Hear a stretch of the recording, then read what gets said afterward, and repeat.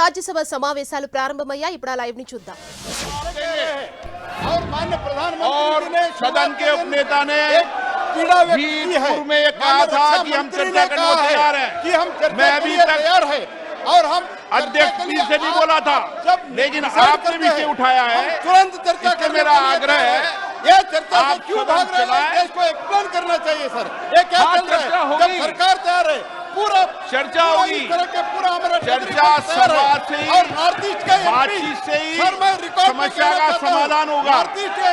जिन लोगों के लिए आप चर्चा करना चाहते हैं, जिन मुद्दों के लिए चर्चा करना चाहते हैं, बावजूद भी चर्चा का समाधान निकलेगा. मनसा क्या है? इनका उद्देश्य क्या है? इनका उद्देश्य दुरुद्देश्य. मैं आपका आग्रह मान रहा हूँ, सिर्फ हमारा जो कार्यवाही है वो बाधित करना चाहते हैं. मैं आपका आग्रह मान रहा हूँ, आपका आग्रह मान रहा हूँ. मैं सरकार भी चर्चा करने को तैयार है. सदन के नेता माननीय राजनाथ सिंह जी भी एक बार आग्रह कर दें.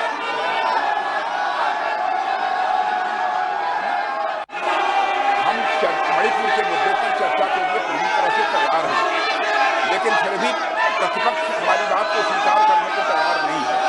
मैं यह मानता हूं कि मणिपुर जैसी गंभीर घटना के प्रति जो चर्चा होनी चाहिए, उसके प्रति प्रतिपक्ष गंभीर नहीं है. नीचे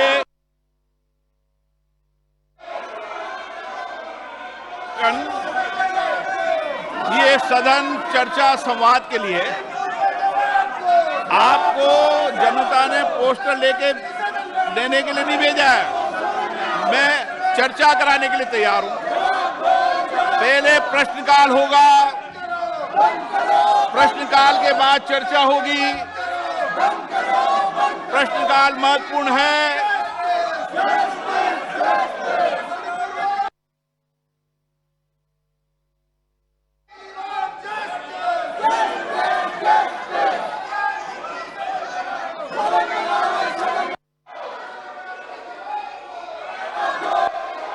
आप चर्चा करना चाहते हैं, चर्चा नहीं करना चाहते. आपके नेता ने कहा चर्चा के लिए, सरकार ने कहा चर्चा को तैयार है. नो, नारेबाजी से कोई समस्या का समाधान नहीं निकलेगा. आप जिनके साथ न्याय करना चाहते हैं, चर्चा करें, संवाद करें, अच्छे सुझाव दें. सरकार उन सुझावों के आधार पर काम करेगी. सारा सदन सामूहिकता के साथ मिलकर चर्चा और संवाद से जो समस्या का समाधान होगा, सरकार उस पर लागू करेगी.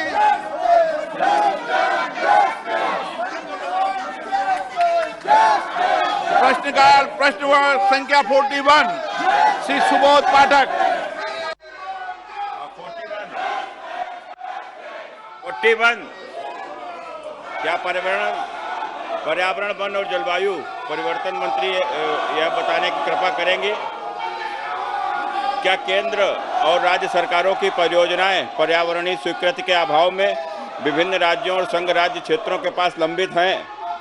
यदि हाँ, तो तत्संबंधी राज्यवार ब्यौरा क्या है?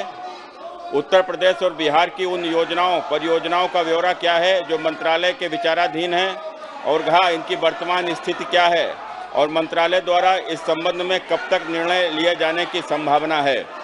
धन्यवाद. माननीय अध्यक्ष महोदय, कुल मिलाकर के 153 परियोजनाएं लंबित हैं और उत्तर प्रदेश और बिहार के बारे में जो माननीय सदस्य ने पूछा है, उसका भी उत्तर इस विस्तार के साथ लिखित में दिया गया है.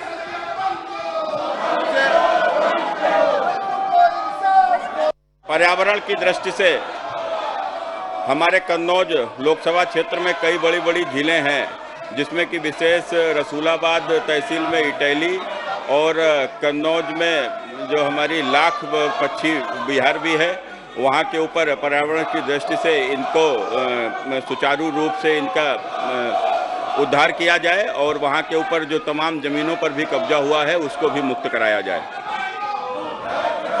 माननीय अध्यक्ष महोदय, जो प्रश्न अभी माननीय सदस्य महोदय ने पूछा है वो एनवायरनमेंट क्लियरेंस से रिलेटेड नहीं है, वो झीलों से रिलेटेड है. लेकिन अगर वो मेरे संज्ञान में विषय लाएंगे तो निश्चित रूप से उसके ऊपर हम कार्रवाई करेंगे। श्री खगेन मोर्ग। सर, केंद्र सरकार ने राज्य और संघ सरकारों द्वारा प्रस्तावित 153 प्रस्ताव में से कितने प्रस्ताव स्वीकार किए तथा क्या कार्रवाई की गई है और देश में पर्यावरण को क्षति पहुंचाने वाले फैक्ट्रियों और कंपनियों पर क्या कोई कठोर कार्रवाई की गई? यदि हाँ तो ब्यौरा क्या है? धन्यवाद सर। माननीय अध्यक्ष महोदय, जो ब्यौरा माननीय सदस्य ने पूछा है वो लिखित में एनेक्सर 1 के रूप में लगाया गया, जिसमें राज्य अनुसार कुल 153 परियोजनाएं इस समय हमारे मंत्रालय में लंबित है, वो पूरी तरीके से यहाँ पर रखी गई है। प्रश्न संख्या 42 श्री गुमान सिंह डामोर। प्रश्न संख्या 42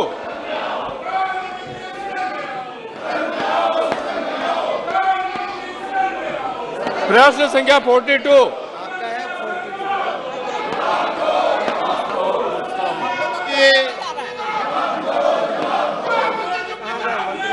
माननीय जनजाति मंत्री जी। उत्तर सभा पटल पर रख दिया गया है, माननीय सदस्य को उत्तर दे दिया। मैं माननीय अध्यक्ष महोदय आपके माध्यम से जनजाति मंत्रालय को धन्यवाद देना चाहता हूं कि बहुत अच्छा जवाब दिया है और उसमें मैंने जो पूछी थी सब बातें इसमें सम्मिलित है। मैं आपके माध्यम से माननीय मंत्री जी से एक प्रश्न पूछना चाहता हूं कि जिस प्रकार से जनजाति क्षेत्रों में निजी संस्थाएं धर्मांतरण का काम करती है और जनजाति संस्कृति को नष्ट करती है, तो क्या सरकार तो प्रयास कर ही रही है, परंतु इस क्षेत्र में निजी संस्थाओं का सहयोग लेकर के धर्मांतरण को रोका जा सकता है, जनजाति संस्कृति का संरक्षण किया जा सकता है? ये मैं आपके माध्यम से जानना चाहता हूँ।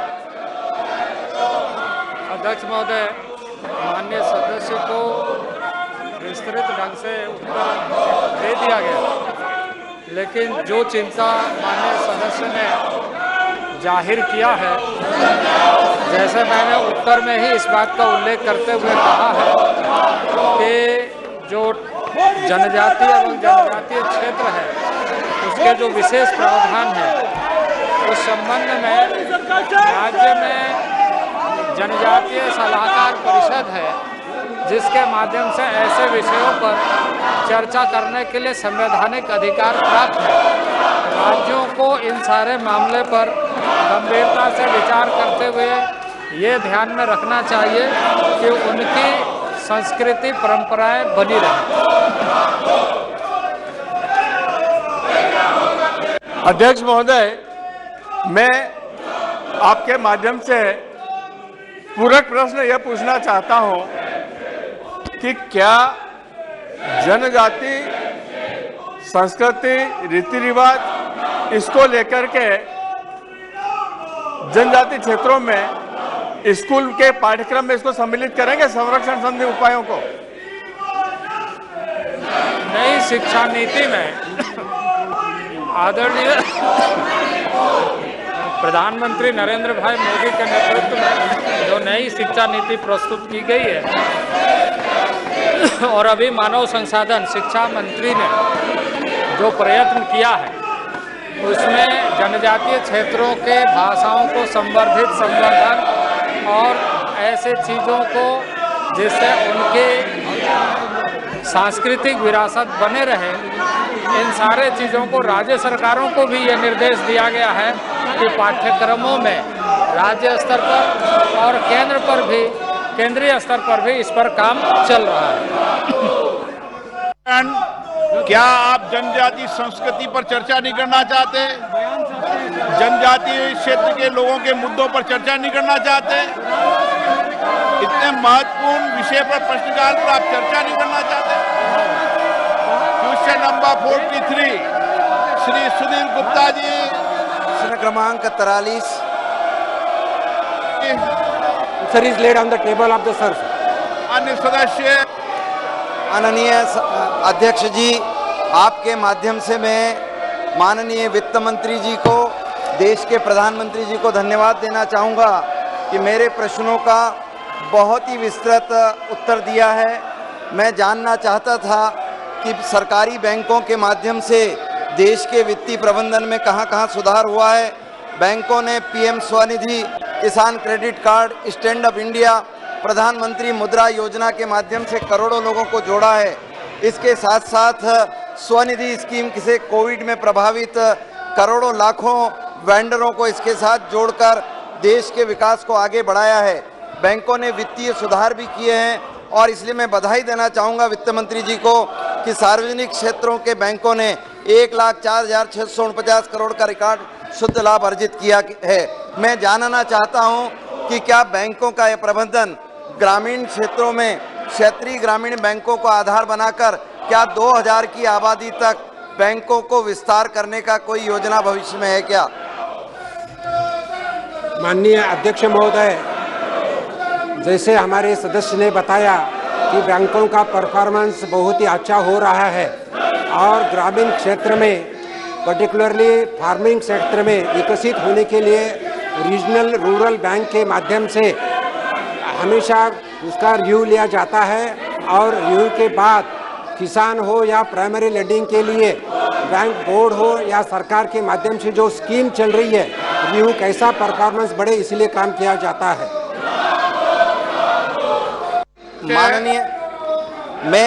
माननीय मंत्री जी, मैं ये जानना चाहता हूं कि आज देश में लाखों लोगों को आपने वित्तीय सुविधाएं उपलब्ध की है और जिन योजनाओं के माध्यम से जिन लोगों को जोड़ा है, क्या एक ऐसा वित्तीय अनुशासन निर्मित हो सकता है क्या कि जो लोन जिस उद्देश्य से लिया है वह नीचे रोजगार बढ़ाने के लिए काम कर रहे हैं या नहीं, इसके लिए कोई खाका तैयार है क्या? माननीय अध्यक्ष महोदय, माननीय प्रधानमंत्री जी के नेतृत्व में वित्त मंत्रालय ने जो अलग अलग स्कीम्स चालू किया है, जिसे मैं बताना चाहता हूँ, मुद्रा लोन हो या स्वनिधि योजना हो या सेल्फ हेल्प ग्रुप हो, इसी के माध्यम से छोटे उद्योग या बड़े उद्योग को वित्त मिलता है, अर्थ मिलता है और उसके माध्यम से रोजगार भी बढ़ा है। अगर मैं बताना चाहूँगा तो एमएसएमई के माध्यम से अराउंड 1 करोड़ 13 लाख रोजगार उपलब्ध हुआ है।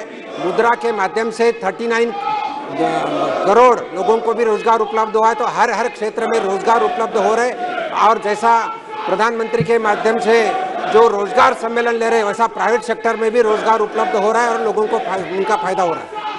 धैर्यशील माने। धन्यवाद अध्यक्ष महोदय। मैं अध्यक्ष जी आपके माध्यम से माननीय मंत्री जी को बधाई देना चाहता हूं कि उनके कुशल नेतृत्व में और मार्गदर्शन में अपने देश ने 1 ट्रिलियन रुपए का शानदार मुनाफा अर्जित किया है। बैंकों ने इस बार पहली बार इतने बड़े पैमाने पर मुनाफा हासिल किया है। सार्वजनिक क्षेत्र में बैंकों का प्रदर्शन गत वर्ष अत्यंत उत्कृष्ट एवं सराहनीय रहा, परंतु माननीय मंत्री जी आपका ध्यान मैं एक समस्या की ओर आकर्षित करना चाहूँगा। देश में करोड़ों गरीब, कमजोर वर्ग तथा मध्यम वर्ग के व्यक्ति अपनी विभिन्न प्रकार की आवश्यकताओं की पूर्ति के लिए ऋण लेते हैं। दुर्भाग्यवश कई बार कुछ व्यक्ति कुछ समय के लिए ऋण चुकाने में असमर्थ हो जाते हैं। कई व्यक्ति क्रेडिट कार्ड, ईएमआई चुकाने में आकस्मिक परिस्थितियों, बीमारी, व्यापार में घाटा इत्यादि के कारण समय पर ईएमआई नहीं चुका पाते। इन मामलों में यह देखा गया है कि बैंकों का उनकी तरफ का रवैया सहानुभूतिपूर्वक नहीं रहता, बजाय उसके वो उनको सूदखोरों की तरह ब्याज पर ब्याज लगाकर ऋण लेने वालों को कर्ज के बोझ के तले दबा देते हैं। बैंकों का राष्ट्रीयकरण होने के पूर्व देश में साहूकारों का और सूदखोरों का आतंक था। ईएमआई चुकाने के लिए अस्थायी रूप से विफल रहने वाले बैंक कर्मी ऋण के दुर्भाग्य भी कभी करते हैं। अतः मैं माननीय मंत्री जी से यह जानना चाहता हूं कि इन शोषणकारी एवं देश के आम जनसामान्य को बेचने के लिए, बचाने के लिए सरकारी बैंकों को निर्देश देगी तथा बैंकों को इस निरंकुश और मनमाने रवैये पर नियंत्रण लाने के लिए सरकार क्या करेगी?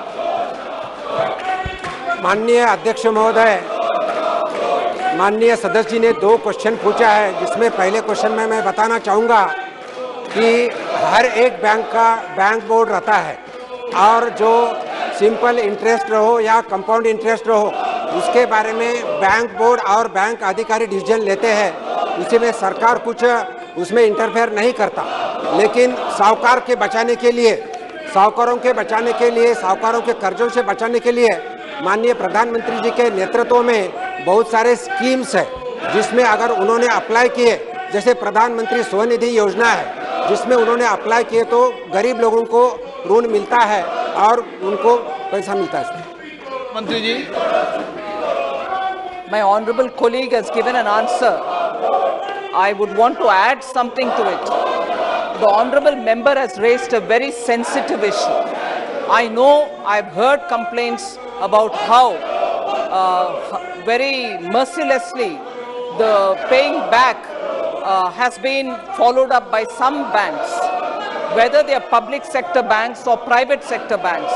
The government has made sure through the RBI also to instruct such banks that such harsh steps should not be taken, and that they should approach this whole matter with a humanity in mind and sensitivity in mind. That